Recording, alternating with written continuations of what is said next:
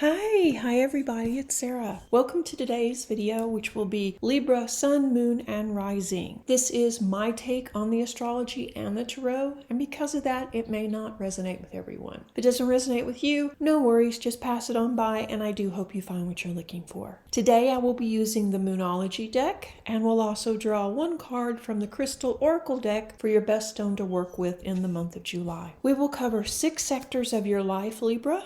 So the sectors that we will be looking at include where you will be at the beginning of July and what energy you're bringing forward from June, your biggest obstacle for the month, your biggest asset or your tool to work with, your home life, your love life, both partnered and single Libra natives, and the outcome or where you will be at the end of the month if you continue on the path you're currently on, and then the best stone to use. And while you've had some tough decisions to make lately regarding your career and your love life, it appears that you have put your focus more on your career, and because of that, your love life is losing. So if that certain someone is really important, then focus on them. Finances will be much better in July thanks to a helpful Mercury Sun energy. You can ease up some of the worry. So let me shuffle really quickly and we'll draw the first card.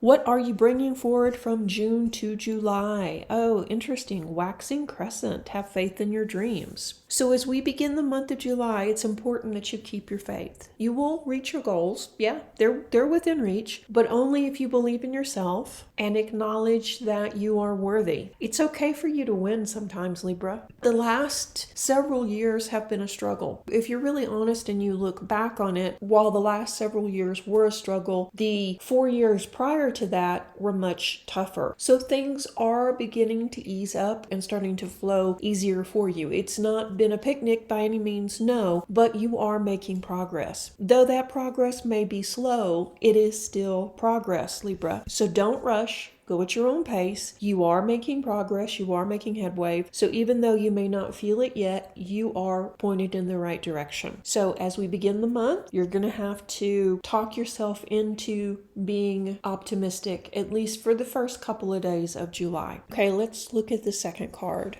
Your biggest obstacle in the month. Let's shuffle really quickly. Okay, North Node. Step outside your comfort zone. So this is interesting. Whatever could this mean, Libra? Step outside your comfort zone? No, never. Okay. The North and South nodes relate to the moon, and they aren't real points that you'll find in space. They aren't part of the moon or another planet. They're not asteroids or fixed stars or anything that you can even see with a telescope. They are imaginary points that are very useful in astrology, though. The South node is all about karma and past life stuff, and the North node tells us that if we're willing to develop these qualities, we will achieve tremendous soul growth. Following your North node means getting over a certain fear and taking a leap of faith. The spiritual and physical rewards of doing this, however, are incredible. So when you follow your North node, there is a deep sense of fulfillment and spiritual prosperity. Success is promised, but only if you move out of your comfort zone. So that's going to be your obstacle for the month, which makes perfect sense, I think. Okay, so let me shuffle and we'll look at your biggest asset.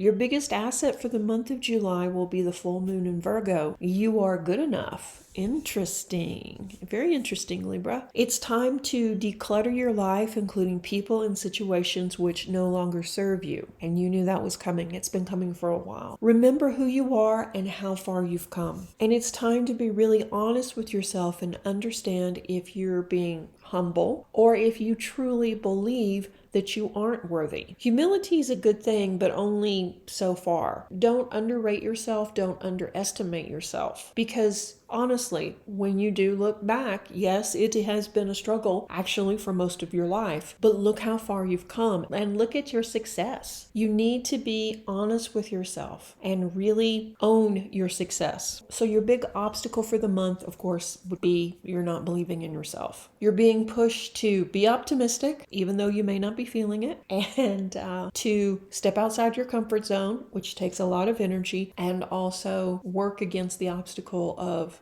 not believing in yourself. So I would suggest it's time to clear out old energies with a salt bath, sage the house, meditate, and also practice grounding. Walking around barefoot is a great way to ground to the earth, and I would recommend it for July. Your biggest asset for the month is remembering who you are and really how much you have achieved. Once you do, though, once you understand how far you've come and that the sky is the limit, you will rebound with this energy and really take off. Success is within your grasp, but you have to believe in yourself. Okay, let's look at your home life. Full moon in Cancer, a personal issue receives resolution. Your home life has been very heated. Full moon in Cancer is a super emotional signal. So there could be something, that is on the verge of exploding. During the month of July, it's important to be sensitive to other people's needs and tread carefully. But it's also time to deal with family issues coming up. And in the long run, it's nothing to worry about. It signals a challenge is coming to an end. So this card also suggests that both a domestic matter or a private issue will soon come to full boil. And then from there, it's time for you to step up and take full responsibility for your household. You are actually the leader anyway. You're the one that's in charge of so much. You're the one that's carrying all the responsibility. Why are you letting someone else dictate to you what they think you and the family should be doing? This could also signify that it's a great time to move house as well. But yeah, it's time for you to step up. And even though you do have these insecurities working about not feeling good enough or worthy, or that you're not smart enough or whatever, because it's all just in your head, it's not true, Libra. Let me just be blunt. It's not true. You're carrying the weight of the world. You have all this responsibility. You're doing it. You're making money. You're paying the bills. You're being responsible. What do you have to prove before you start believing in yourself? Stop letting other people make decisions just because they're louder. Look at the bigger picture and look at what's best for your family, and then follow along accordingly to that. But yeah, it's going to be time for you to step up. Okay. With that going on, let's look at your love life. And normally we just draw one card, but because so much is happening, Libra, we're going to draw two. So the first card will be your love life for single Libras.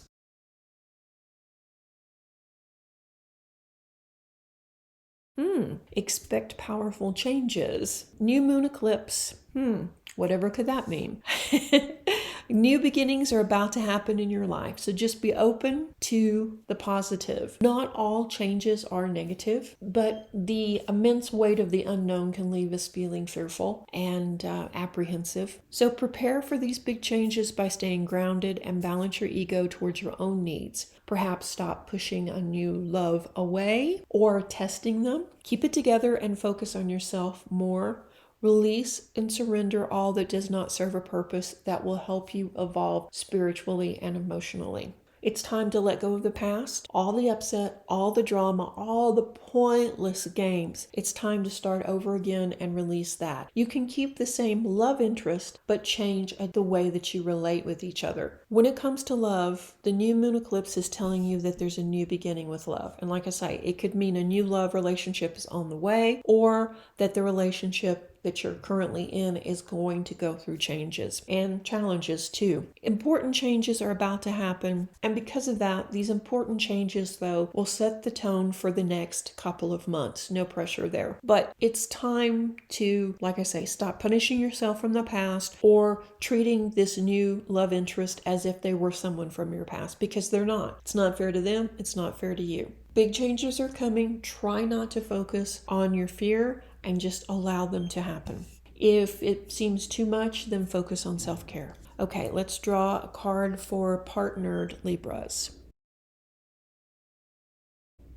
Show the world the real you, full moon in Aquarius. This card brings the message from the universe that you need to detach a little. Your partner may be keeping you at arm's length, but it's not a bad thing. It's important you let the relationship unfold at its own rate. If you've been holding yourself back from showing the world or your partner the real you, this card reminds you that your unique characteristics are what make you special. In a relationship, in the past, you have been too detached, too aloof, because you've gotten hurt in the past. In your past relationships, anytime you've gotten too attached, something has gone wrong, and you're carrying that fear with you into the future, and it makes perfect sense. So in your current partnered relationship, are you being too detached, too aloof, trying to pull yourself back? How can you have an authentic relationship though if you aren't being authentic with your partner? And I know it takes a lot of guts to be honest and to tell the person what you really need, what you really want, what you will accept and won't accept, but there is no other way to have an authentic relationship. And if it works, it works, and if it doesn't, it doesn't. So remember, if you're not happy with the way this is turning out or your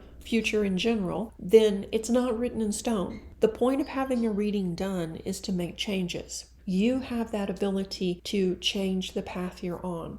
If you want to continue this relationship, then you're going to have to be authentic. It doesn't mean that the relationship will automatically be saved, no, but it does mean that it will have a stronger chance of working out. If you are authentic and your partner doesn't like it, or doesn't respect you, or doesn't understand you, then they're not the right partner for you. So it's pretty simple. And I can say that from over here on the other side of the table. When we're going through it, it can be difficult and it can seem overwhelming.